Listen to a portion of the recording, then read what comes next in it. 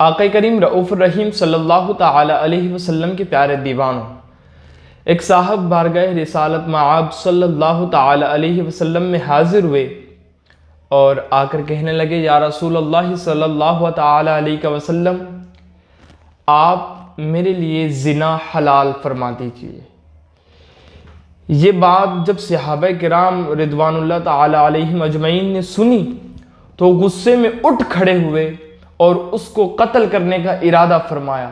آقا کریم علیہ الصلوۃ والسلام رحمت للعالمین صلی اللہ علیہ وسلم نے صحابہ سے کہا، اے میرے صحابہ بیٹھ جاؤ۔ حضور صلی اللہ علیہ وسلم نے اس کے ساتھ بھی نرمی فرمائی جو گناہ کبیرہ کی اجازت لینے کے لیے دربار رسول صلی اللہ علیہ وسلم میں حاضر ہوا۔ صحابہ کو منع کیا کہ رک جاؤ، پھر اس شخص سے کہا کہ میرے قریب آؤ۔ وہ حضور کے قریب آیا، فرمایا اور وہ اور آیا، فرمایا اور وہ اور آیا، حتیٰ کہ حضور علیہ الصلوۃ والسلام کے زانو مبارک سے اس کے زانو مل گئے۔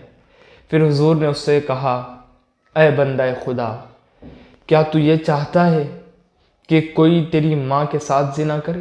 اس نے کہا نہیں۔ پھر فرمایا، کیا تو یہ چاہتا ہے کہ کوئی تیری بیوی کے ساتھ زنا کرے؟ اس نے کہا نہیں۔ پھر فرمایا، کیا تو یہ چاہتا ہے کہ کوئی تیری پھوپھی کے ساتھ زنا کرے؟ اس نے کہا نہیں۔ پھر فرمایا، کیا تو یہ چاہتا ہے کہ کوئی تیری بیٹی کے ساتھ زنا کرے، کوئی تیری خالہ کے ساتھ زنا کرے؟ اس نے فرمایا نہیں۔ حضور نے فرمایا، جو اپنے لیے پسند نہیں کرتا تو اوروں کے لیے کیوں وہ پسند کرتا ہے؟ اس لیے کہ تو کسی کے ساتھ اگر زنا کرے گا، وہ کسی کی بیوی ہوں گی، کسی کی ماں ہوں گی، کسی کی بیٹی ہوں گی، کسی کی پھوپھی ہوں گی، کسی کی خالہ ہوں گی۔ تو فرمایا، تو جو کام اپنے لیے پسند نہیں کرتا وہ کام اوروں کے لیے کیوں پسند کرتا ہے؟ پھر آپ نے اپنا دست مبارک اس کے سینے پہ رکھا، اس کے سینے پہ لگنا تھا کہ وہ فرماتا، یا رسول اللہ صلی اللہ علیہ وسلم، میں جب آپ کی خدمت میں حاضر آیا تھا تو زنا سے زیادہ پسندیدہ مجھے کچھ اور نہیں تھا، اب جب آپ کا دست مبارک میرے سینے پر لگا تو یا رسول اللہ، زنا سے زیادہ ناپسندیدہ چیز میرے نزدیک اور کوئی۔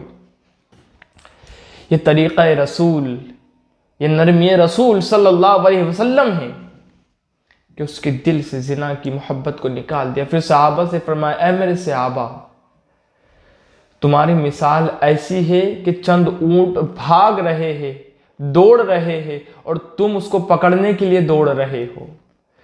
تم جتنا دوڑتے جا رہے ہو، اونٹ اتنے بھاگتے جا رہے ہیں آگے، تم اونٹ کے پیچھے بھاگ رہے ہو۔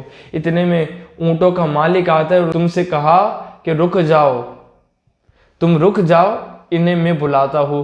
اس نے ایک گھاس کا جو ہے تو گھاس تھوڑی اٹھائی، ہاتھ میں لی اور اونٹوں کو آواز دی، اونٹوں نے گھاس کو دیکھ کر فوراً چلے آئے۔ کہ تمہاری مثال ایسی ہے، اگر تم اس شخص کو قتل کر دیتے تو وہ جہنم میں جاتا، اب اس نے توبہ کیا، وہ جنتی بن گیا۔ تو میرے پیارے آقا علیہ الصلوۃ والسلام کے پیارے دیوانوں، یہ طریقہ رسول اور یہ اخلاق رسول تھا۔